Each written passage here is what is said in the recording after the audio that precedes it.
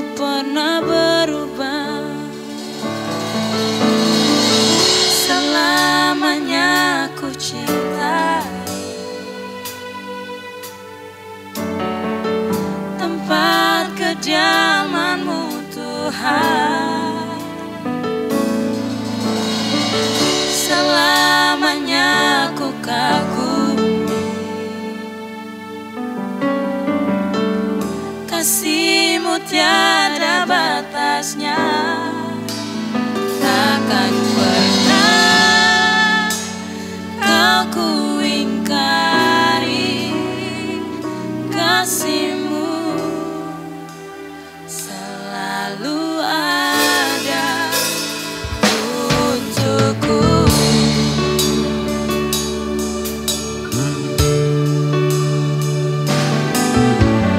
Tak selamanya matahari bersinar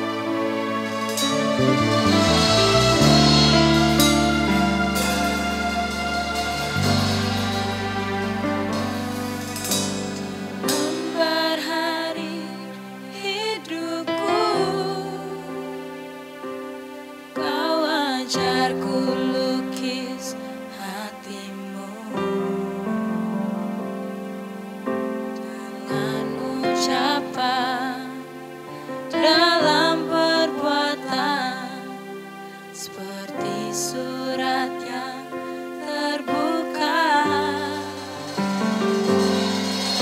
bagaikan merdu simfoni menyentuh setiap pribadi, membalut luka, teduhkan jiwa, hadirkan suasana surga. Jadikanku pelangi indah di langit hidup sesamaku. Jadikanku hujan berkah di ladang hidup sesamaku.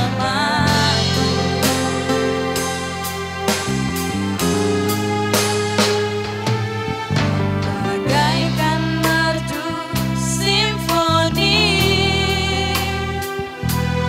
menyentuh setiap pribadi, balut luka, teduhkan jiwa, hadirkan suasana surga.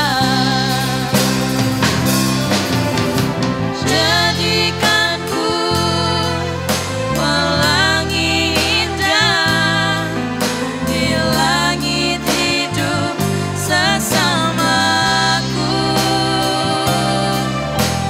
Jadikanku hujan berkah di ladang hidup sesamaku. Jadikanku pelangi indah di langit hidup sesamaku. Jadikanku hujan berkah di ladang hidup sesamaku. Di ladang hidup sesamaku. Di ladang hidup sesamaku.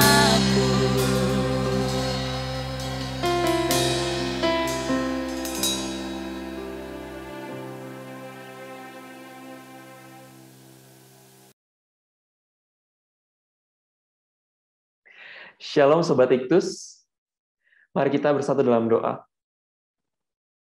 Tuhan Yesus, terima kasih untuk kasih-Mu, berkat-Mu, cinta-Mu ya Tuhan yang mengalir begitu deras dalam kehidupan kami ya Tuhan. Kami mau bersyukur ya Tuhan untuk setiap hal yang boleh kami rasakan, boleh kami nikmati dalam kehidupan kami. Kalau sekarang kami ingin mendengarkan sharing kebenaran firman Tuhan, layakkanlah setiap kami untuk menerimanya dengan baik, dengan maksimal, supaya kami boleh melakukan apa yang Tuhan kehendaki dalam kehidupan kami. Berkati hamba-Mu yang akan membawakan sharing hari ini, biarlah boleh berjalan dengan baik. Dalam nama Tuhan Yesus kami telah berdoa dan mengucap syukur. Haleluya, amin. Halo Sobat-Sobat Iktus. Pada suatu hari, ada seorang anak laki-laki yang mengalami sebuah penyakit yang cukup serius. Ia mengalami pembengkakan jantung yang menyebabnya kesulitan untuk beraktivitas. Mengganggunya ketika ia harus belajar di sekolah, ia harus bergaul dengan teman-temannya, tapi penyakit ini begitu serius sehingga mengganggu aktivitasnya.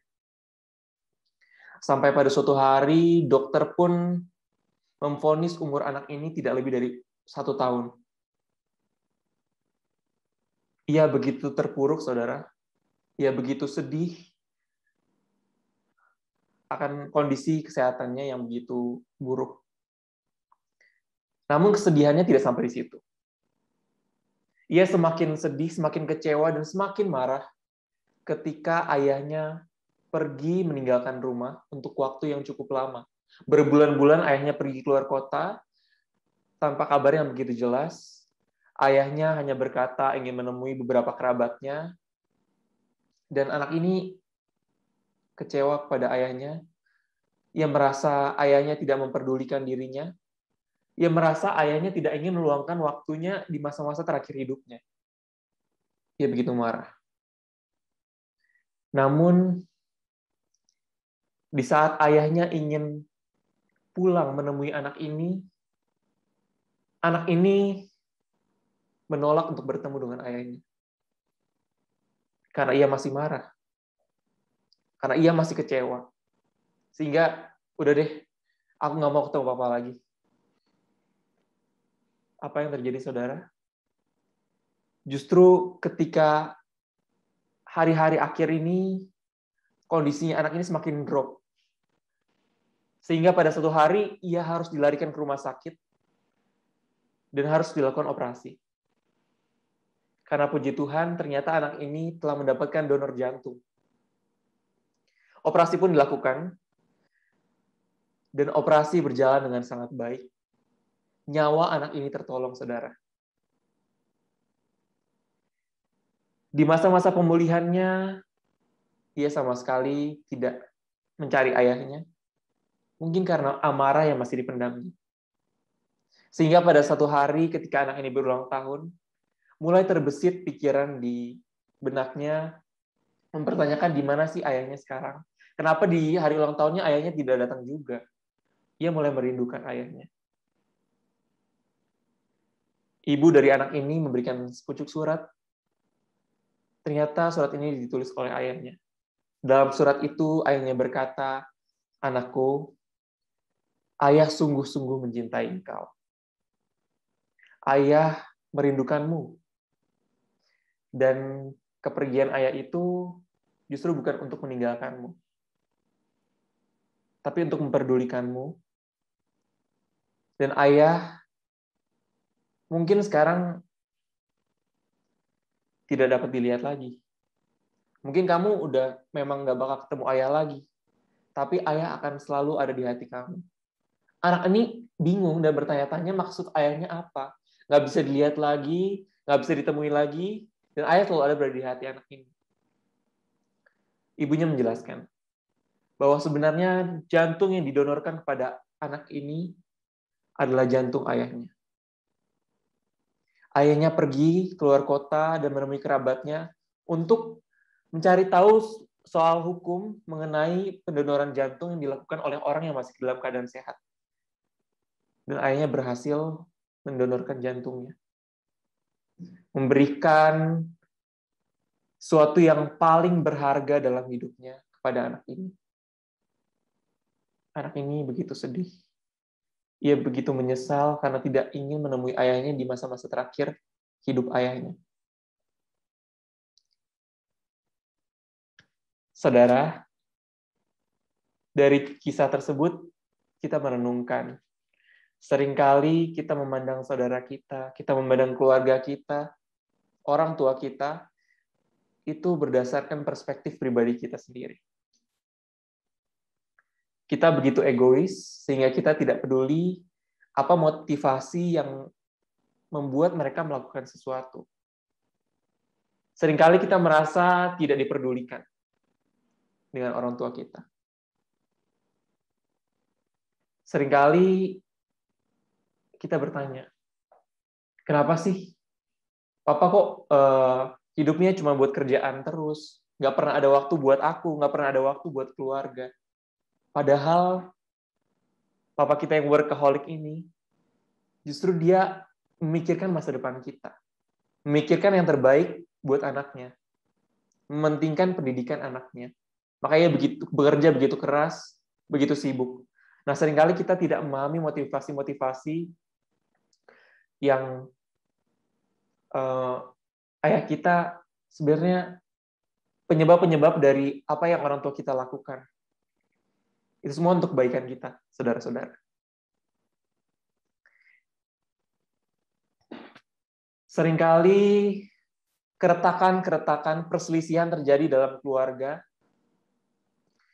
itu karena satu hal sebenarnya, yaitu keegoisan. Keegoisan ini menyebabkan berbagai masalah, berbagai penyebab-penyebab yang akhirnya merusak hubungan kita dengan keluarga kita.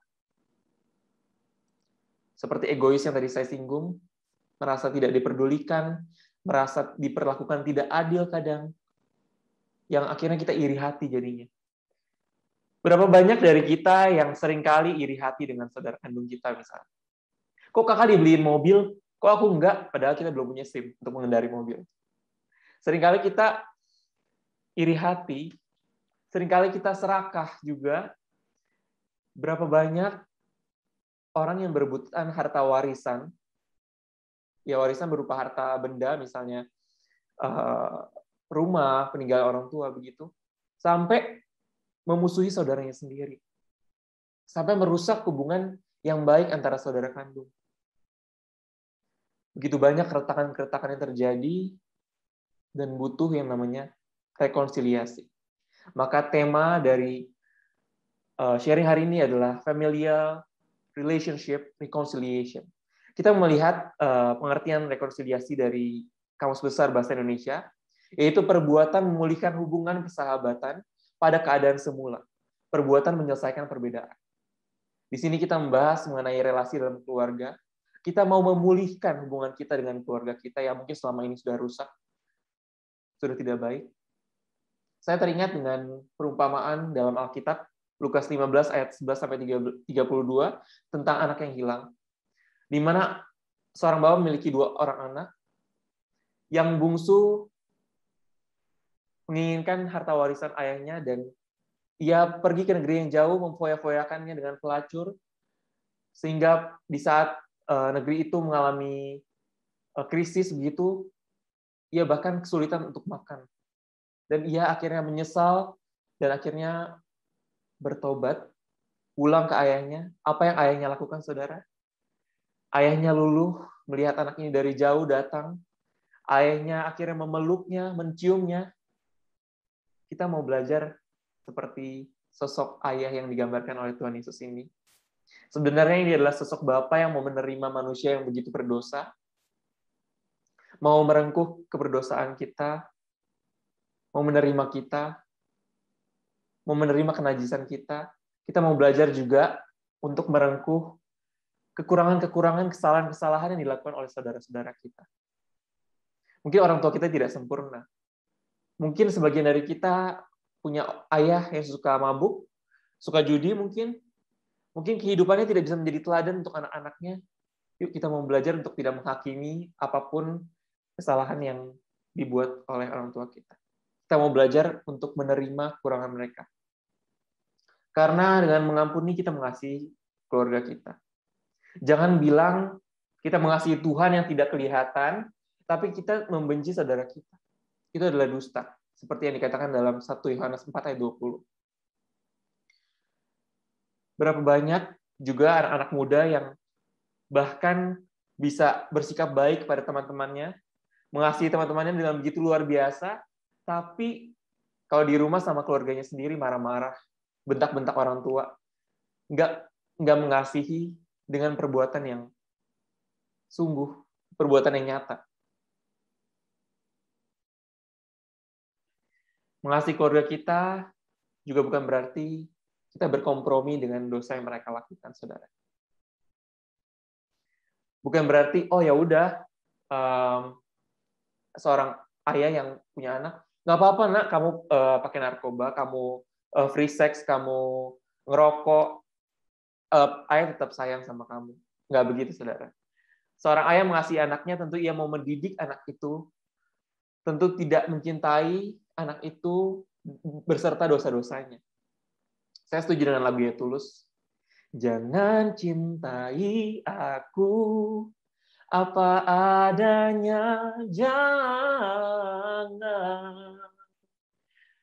Seperti Tuhan yang mau menerima manusia dengan segala kenajisan, tapi Tuhan bukan berarti berkompromi dengan dosa kita.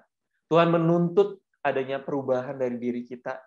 untuk bertobat, untuk meninggalkan dosa-dosa kita seperti Ia mengampuni wanita yang kedapatan berbuat zina, Ia menuntut untuk jangan berbuat dosa lagi ke depan. Tuntutlah sesuatu, biar kita jalan ke depan.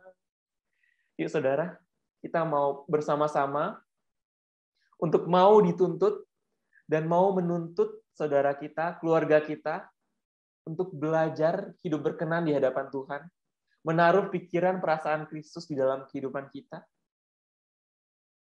Jadi kita sama-sama mau belajar untuk memulihkan hubungan kita dengan keluarga kita yang mungkin selama ini sudah rusak. Amin. Mari kita bersatu dalam doa. Tuhan, terima kasih untuk kasih-Mu yang luar biasa dalam kehidupan kami. Kami mau belajar ya Tuhan, untuk memulihkan hubungan kami dengan keluarga kami, sehingga kami boleh bersama-sama dengan keluarga kami melayani pekerjaan Tuhan, dan kami boleh sama-sama berjuang untuk pulang kembali ke dalam kerajaan surga-Mu ya Tuhan. Dalam nama Tuhan Yesus kami telah berdoa dan mengucap syukur. Haleluya. Amin. Tuhan berkati.